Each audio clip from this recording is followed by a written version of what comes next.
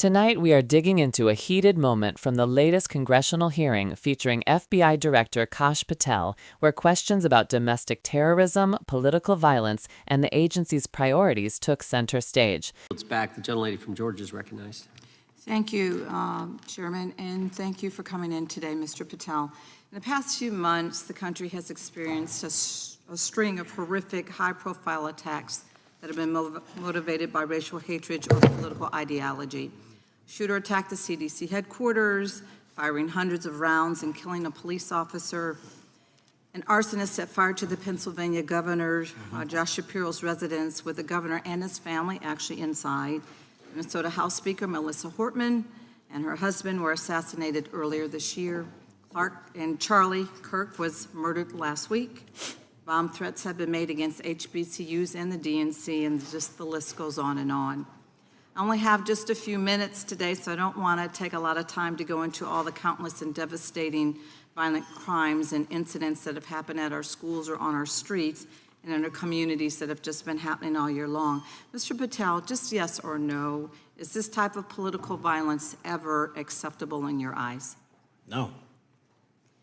I'm glad that we agree that these heinous acts designed to instill fear and division in our nation are never, ever acceptable, yet each of these incidents has recently taken place under your watch. The FBI's website states that protecting the United States from terrorist acts is the FBI's #1 priority, including from domestic terrorists. Is this still your #1 priority? Domestic terrorism?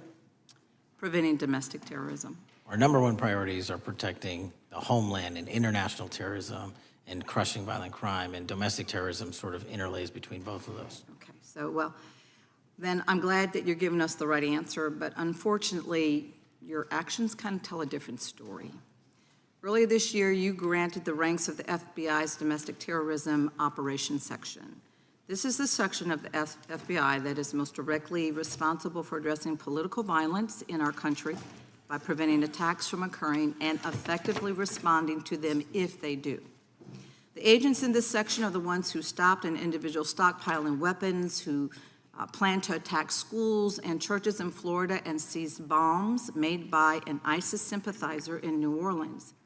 And instead of ensuring that this section has all the resources that it needs at a time when its mission is critical, you fired its decorated veteran FBI agents who have served their country proudly under Republican and both Democratic presidents, and you scrapped the tools that they developed to fight domestic terrorism, including the National Domestic Terrorism Incident Database. I mean, most of that is just not true. We have 1,700 current DT managed programs. We're up 300% in the amount of cases we brought against nihilistic, violent extremists, including 764, wishing to harm our children. The FBI and the men and women are getting after that problem set more than ever because I've unleashed them to do so. And any insinuation that these tragic occurrences across the country are somehow singularly my fault or disgusting because that watershed goes down to the men and women at the FBI, Mr. Patel, and they are not responsible for it. I'm happy to work with you to get them what they need. Gentlelady controls the time. Unanimous consent request. You'll state a request. Thank you very much. Into the record, an article from Reuters titled FBI Scales Back Staffing, Tracking of Domestic Terrorism, Probes Sources Say. Thank you very much. Without objection. I appreciate that. So, Mr. Patel, and it isn't just the domestic terrorism operations section. Under your watch, agents are fully diverting their attention to these anti-immigrant and city takeover operations, leaving our children vulnerable to dangerous networks of online predators, both domestic and international. You pulled more than 120 FBI agents from their normal duties to operate sobriety checks and conduct traffic stops, exposing the FBI's fleet of unmarked cars and thereby making it harder for the FBI to combat violent criminal gangs, foreign intelligence services, and drug traffickers in the process. That's simply not true. If we were not able to do two things at one time, how would we be seizing record amounts of fentanyl? 23,000 violent felons have been arrested. Time belongs to the gentlelady. More than twice as many as last year. Time belongs to the gentlelady from Georgia. Thank you very much. And this request basically is It is an article from Reuters, which quotes law enforcement officers familiar with agents who once covered child exploitation cases but now focus on immigration child exclusive. Thousands of agents diverted to Trump immigration track down. Mr. Patel, in the short time I have left, your tenure as director of FBI has been somewhat problematic. Americans are left safe, definitely less safe under your watch. You have gutted the FBI's ability to keep safe from domestic terrorism. You have sent FBI agents to conduct traffic stops and round up hardworking immigrants who pose no danger to public safety. People even President Trump referred to as good, long-time workers. Your job is to protect and serve the American public. Time of the gentlelady. You have spent your time protecting heinous individuals and using the FBI to serve as a political circus. You at times have appeared unequipped, and this country deserves better, and I yield. Gentlelady yields back. May I respond? Sure can. Simply put, what is it? Are we failing? If we're failing, how are we arresting 23,000 violent felons? Twice as many as this time last year. Are we failing? Because if we're failing, how are we seizing 1,500 kilograms of meth, 25% increase from last year? Are we failing? Because we captured 4 top 10 FBI most wanted from around the world in 7 months. That's more than the entirety of the last administration. Are we failing? Because we put 1,500 child predators in prison. Are we failing? Because we dismantled 300 human trafficking networks. Which is it? You don't like me, that's fine. But don't you dare disparage the men and women of the FBI that are producing record results in historic fashion to protect this country. They are kicking ass for America, and they're going to continue to do so. And we appreciate your leadership. The gentlelady from Florida is recognized. If you want more breakdowns like this one that cut through the noise and help you understand what's really happening, make sure you hit that subscribe button because we have a lot to unpack. In this exchange, the Congresswoman from Georgia wastes no time laying out a chilling pattern of politically charged violence across the country. She cites a series of brutal incidents, including a mass shooter attacking the CDC headquarters, an arsonist setting the Pennsylvania governor's home on fire with his family inside, the assassination of Minnesota House Speaker Melissa Hortman and her husband, the killing of commentator Charlie Kirk, and a wave of bomb threats against HBCUs and the Democratic National Committee. These are not small, isolated events. They point to a troubling rise in targeted attacks driven by ideology, grievance, and hate. If you find this kind of deeper context valuable, be sure to subscribe for more coverage like this. The Congresswoman presses Patel with a simple yes or no question, asking whether political violence is ever acceptable. Patel answers no, without hesitation. That part is easy. But what comes next is where things get complicated. She points out that all of these major attacks unfolded under Patel's leadership and reminds viewers that the FBI's own website lists preventing terrorism, including domestic terrorism, as its #1 priority. She asks if that is still true today.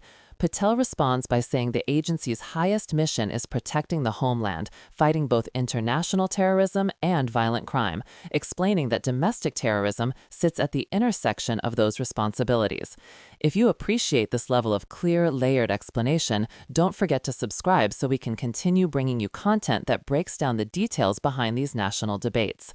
But the real confrontation begins when she accuses Patel of saying one thing but doing another.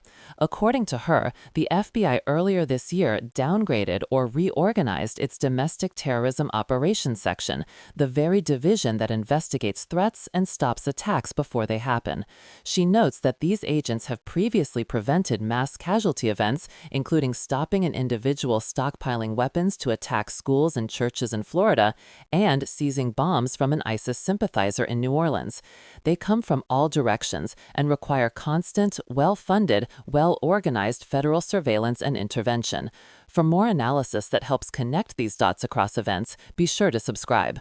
The Congresswoman goes further, alleging that Patel not only fired veteran FBI agents, but dismantled important counterterrorism tools, including the National Domestic Terrorism Incident Database, a system used to track trends, identify patterns, and help law enforcement understand emerging threats. If true, this would raise major questions about whether the FBI is pulling resources away at the exact moment when political violence is escalating. Understanding these kinds of structural decisions is essential because they reveal whether institutions are preparing for the threats we see or assuming they'll fade on their own. If you're finding this breakdown helpful, make sure to subscribe so you never miss an update. What is really at stake in this exchange is not just whether Patel made the right personnel decisions, but whether the federal government is adapting quickly enough to a new era of domestic extremism. These new threats are decentralized, ideologically diverse, and often fueled by online radicalization. They don't always fit neatly into old categories like left, right, foreign, or homegrown. That makes agency structure, strategy, and data collection more important than ever. If you want grounded, fact-based commentary that helps you understand these national shifts instead of just reacting to headlines, go ahead and subscribe. The Congresswoman's line of questioning speaks to a broader public anxiety. Americans aren't only worried about crime, they're worried about unpredictability, about targeted attacks, about whether political disagreements can turn violent. And hearings like this one put pressure on federal officials to demonstrate not only that they recognize the threats, but that they're willing to invest in the teams and tools needed to stop them. If this is the kind of detailed analysis you want more of, please subscribe and stay with us. This hearing is just one chapter in a much bigger national debate about domestic safety, law enforcement oversight, and how institutions respond when political tensions reach the boiling point. And we'll continue following every development. Make sure you subscribe so you don't miss what comes next.